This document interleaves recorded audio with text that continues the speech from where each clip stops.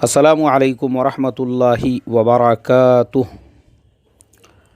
मोहतरम भाइयों, बुज़ुर्गों और दोस्तों, ये हमारा इस्लाही मुआशरा का 1042वां सबक है।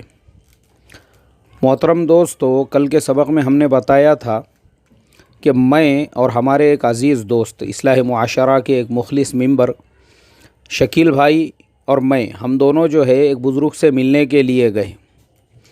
और बुज़ुर्ग से मुलाकात करने के बाद में हमने जब कोशिश की कि अल्लाह के रास्ते में भेजने की, उनसे बात करें, लेकिन वो सारी बातों का जब उन्होंने इनकार कर दिए तो फिर शकील भाई और हम लोग खड़े हुए और हमने आपस में यह मशवरा किया कि भाई ये जो अल्लाह का बंदा है, पहले तो ये पता करना ज़रूरी है कि ये साहिब ईमान भी है या नहीं है।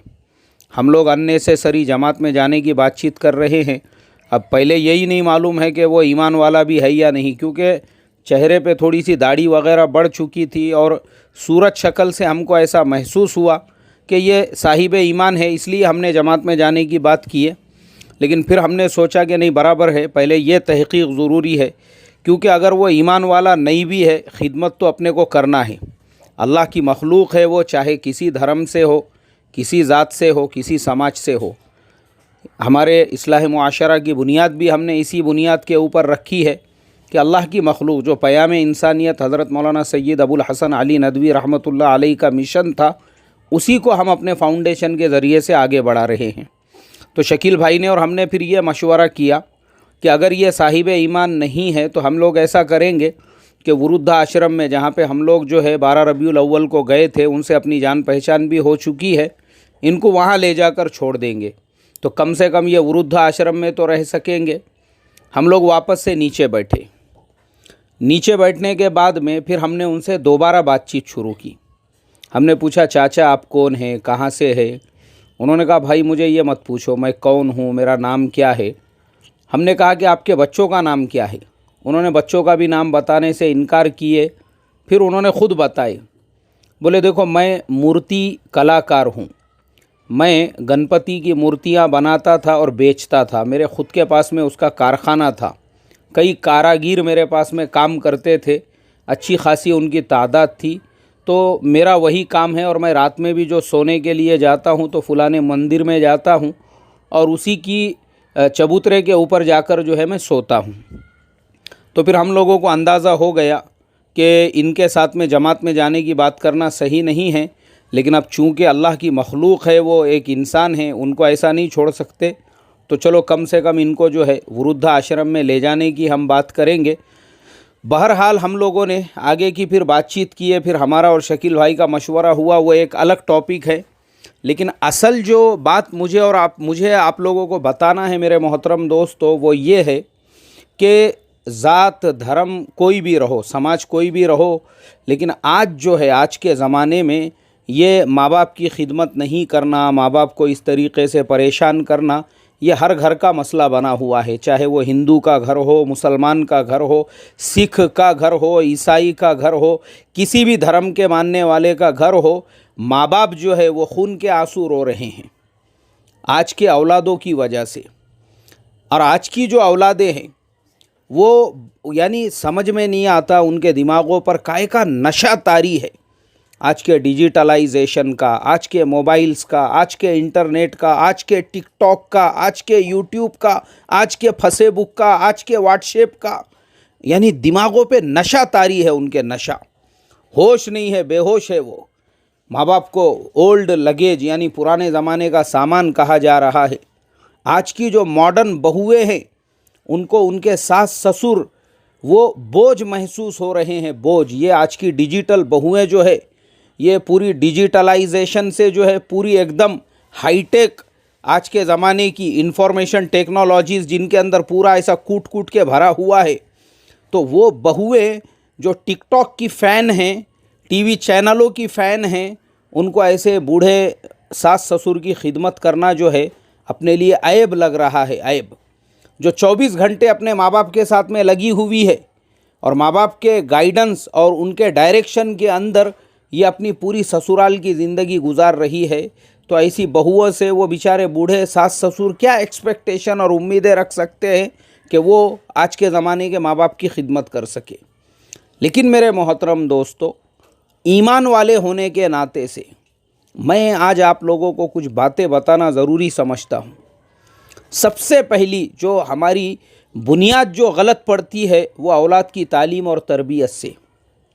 ہم خود اپنی اولاد کو بگاڑنے کا کام کرتے ہیں. ہم خود اپنی اولاد کو دنیا دار بناتے ہیں. ہم خود اپنی اولاد کو جھوٹ بولنا سکھاتے ہیں. ہم خود اپنی اولاد کو بے نمازی بناتے ہیں. ہم خود اپنی اولاد کو بگاڑنے کے ذمہ دار ہیں. ہم خود اپنی اولاد کے لیے جب رشتہ دیکھنے کے لیے جاتے ہیں، ہم کو اپنے رشتہ داروں میں کی لڑکی پسند نہیں آتی ہے. کبھی اس کی ناک اچھی نہیں لگتی ہے، کبھی اس کی آنکھیں اچھی نہیں لگتی ہے، کبھی اس کا کلر ہم کو ڈارک دکھتا ہے. اپنے رشتہ داروں میں یا پھر ان کے ماں باپ میں عیب اور نقص نظر آتا ہے، ہمارے لیول کے نہیں ہیں، ہمارے برابری کے نہیں ہیں.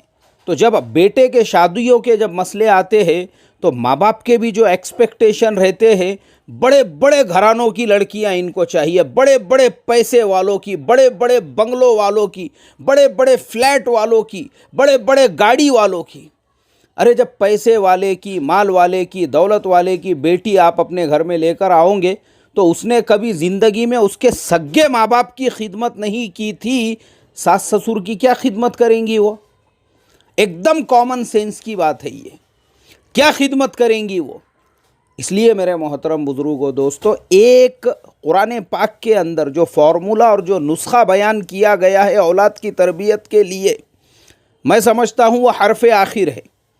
حضرت یعقوب علیہ السلام، انتقال کا وقت قریب ہے، سارے بیٹوں کو جمع کیا اور قرآن نے نقشہ کھینچا. ام کنتم شہداء اذ حضر یعقوب الموت اذ قال لبنیہ ما تعبدون من بعدی.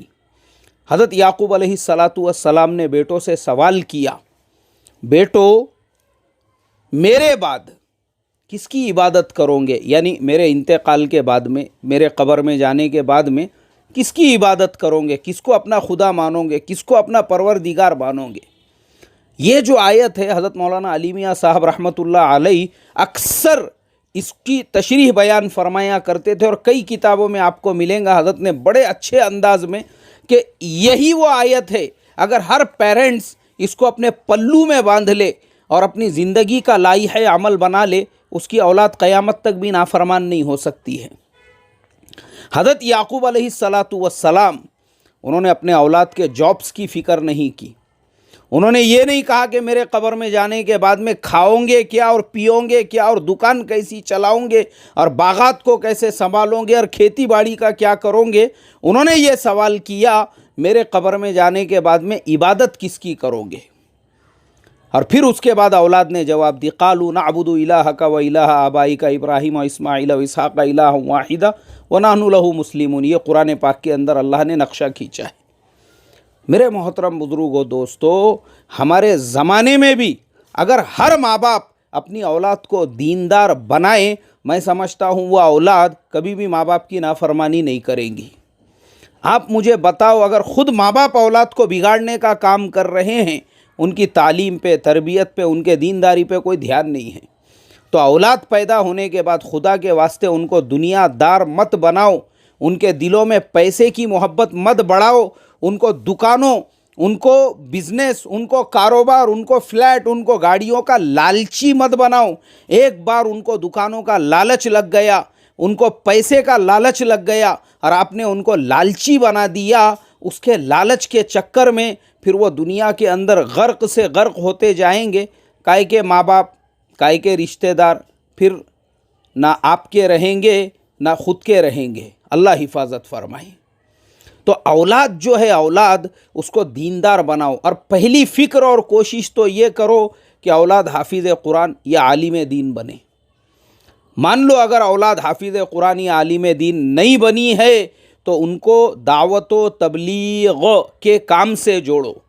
اپنی اولادوں کو جب وہ بالغ ہونے لگے تب سے ہی اللہ کے راستے میں نکلنے کا عادی بناؤ. عادی ان کو چلوں کا عادی بناؤ، ان کو 3 دن کا عادی بناؤ. چھٹیوں میں ان کا وقت گھروں پہ مت گزرنے دو، ان کو عادی بناؤ. وہ جب 3 دن کے عادی بنیں گے، وہ جب چلے کے عادی بنیں گے، ارے وہ عالم حافظ مفتی نہیں بنے، کم سے کم مسلمان تو بنیں گے، کم سے کم دعوت و تبلیغ کے کام میں لگنے سے ان کے اندر کا یہ احساس تو باقی رہے گا ہم مسلمان ہیں اور ہمارے اوپر ہمارے ماں باپ کا کیا ادب ہے اور کیا احترام ہے، کم سے کم اتنا تو معلوم ہوگا ان کو۔ اس لیے میرے محترم بزرگوں دوستو، اپنی اولادوں کو دیندار بناؤ، ان کے دلوں میں دین کی عظمت پیدا کرو، اور آپ ماں باپ جو ہے آپ کی بھی ذمہ داری بنتی ہے خود نمازوں کا اہتمام کرو اور اولاد کو نماز کا حکم دو۔ اللہ کے نبی نے جو فرمایا نا، 7 برس کا ہونے کے بعد اس کو نماز کا حکم دو، 10 برس کا ہونے کے بعد نماز نہ پڑھے تو اس کو مارو۔ تو 7 برس کا ہونے کے بعد اپنے ہاتھ سے اس کی انگلی پکڑ کے اس کو مسجد میں لے جانے کا عادی بناؤ۔ چل بھائی بابا نماز کو چلیں گا، تجھے چاکلیٹ انعام دیں گے۔ اور میں آپ کو بتا دوں میرا اپنا پرسنل اور پریکٹیکل عمل، اب بھی میں عشاء پڑھا کے مسجد سے گھر پہ پہنچا ہوں، ابھی کھانا ہوا میرا روز کا معمول ہے، جیب بھر کے چاکلیٹ لے کر جو ہے میں عشاء کی نماز کے بعد میں ہمارے جتنے بھی بچے آئیں گے، میں نے اعلان کیا ہوا ہوں کہ مسجد کے اندر نماز کو آنا جتنے آئیں گے ان کو چاکلیٹ انعام دیا جائے گا۔ جتنے بچے ہوتے ہیں ان کو میں چاکلیٹ بانٹتا ہوں نماز کے بعد میں۔ کیوں؟ ان کے اندر ایک شوق پیدا کرنے کے لیے، ان کے اندر ایک ذوق پیدا کرنے کے لیے۔ حالانکہ کچھ بڈھے جنہوں نے اپنے جوانی میں بہت کلاٹیاں مارے ہوئے ہیں، ان کو بہت اعتراض رہتا ہے چھوٹے چھوٹے بچوں پہ، گھروں پہ بیٹھو، مسجد میں کائی کا شور شرابہ کر رہے۔ ارے بیٹھو نا حضرت، بہت مارے تم نے بھی کلاٹیاں، بیٹھو ذرا آرام سے بیٹھو۔ یہ بچوں کو جو منع کرنے والے ہیں بڈھے، یہ اپنے جوانی کے کلاٹیاں بھول جاتے، کیسے کیسے کبڈی، کیسے کیسے سرپاٹیاں کھیلے ہوئے وہ زمانے کے اندر۔ ان کو خالی بچوں کے آواز سے اعتراض ہوتا ہے مسجدوں کے اندر۔ بہرحال تو اللہ کے نبی نے حکم دیا 7 برس کا ہونے کے بعد میں نماز کا حکم دو، اور 10 برس کا ہونے کے بعد اگر نماز نہ پڑھے اس کو مارو، اس کو سزا دو۔ اللہ حفاظت فرمائے، آج کا مسلمان کیا اولاد کو سزا دے گا؟ اولاد ٹیوشن کی وجہ سے نمازیں چھوڑ رہی ہے، اسکولوں کی وجہ سے نمازوں کا جنازہ نکال رہی ہے، کوئی فکر نہیں ہے ماں باپ کو، کیونکہ ان کو پتہ ہے بے نمازی بھی رہا تو چلیں گا۔ تو جب ماں باپ کو نماز کی فکر نہیں ہے تو وہ اولاد کہاں سے دیندار بنیں گی؟ ماں کی ذمہ داری بنتی ہے، گھر کے اندر جوان لڑکیاں ہیں، جیسے ہی وہ ماں اذان کی آواز سنے اس نے فوراً اپنا مصلی بچھانا چاہیے۔ گھر میں ایک معمول ہونا چاہیے، چاہے سفر میں رہو، چاہے حضر میں رہو، کسی بھی فنکشن میں رہو، کہیں پہ بھی رہو، جیسے ہی نماز کا اول وقت ہو گیا، عورتوں کے لیے تو اذان شرط بھی نہیں ہے نماز کے لیے، اذان تو مردوں کے لیے ہے، جماعت کے لیے ہے، وہ تو اعلان ہے مسجد کی جماعت کا۔ لیکن ہمارے گھروں میں جو کیلنڈر لگے ہوئے ہوتے ہیں اس کے اندر نمازوں کا اول وقت لکھا ہوا ہوتا ہے۔ جیسے ہی نماز کا وقت ہو جاوے، ہماری ماں بہنیں اپنے گھروں کے اندر مصلی بچھا کر نماز پڑھنے کی عادی بنے، اور گھر کی جوان لڑکیوں کو بھی نماز کا عادی بنائے۔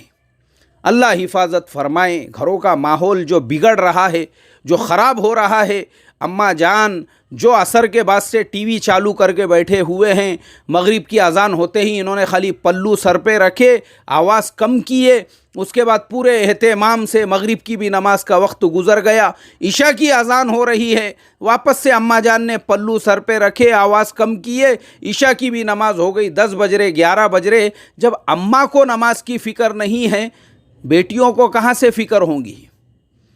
بیٹیاں تو دیکھ رہی ہے ہمارے اماں جان ہی کیسے ٹی وی کے سیریلوں کے اندر ایسے گھسے ہوئے، وہ ٹی وی کے سیریل کی بہو کو جو ستایا جا رہا ہے، اس سے زیادہ یہاں اماں جان کو درد ہو رہا ہے، اماں جان کو تکلیف ہو رہی ہے۔ ماں کتنی جنگلی ساس ہے اس کی، دیکھ کیسی بے رحم ساس ہے، دیکھ کیسا ظلم کر رہی اس کے اوپر۔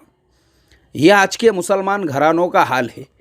میں ایک سفر پہ ٹرین کے اندر جو سیٹ کے اوپر کا ہوتا ہے، میں وہاں پہ سویا ہوا ہوں، اور نیچے مستورات، مسلمان پوری مستورات، بات چیت چل رہی ہے ان کی۔ بولے جب تک فلانا سیریل دیکھتے نہیں اس وقت تک ہمارے گھر میں دسترخوان نہیں بچھتا ہے۔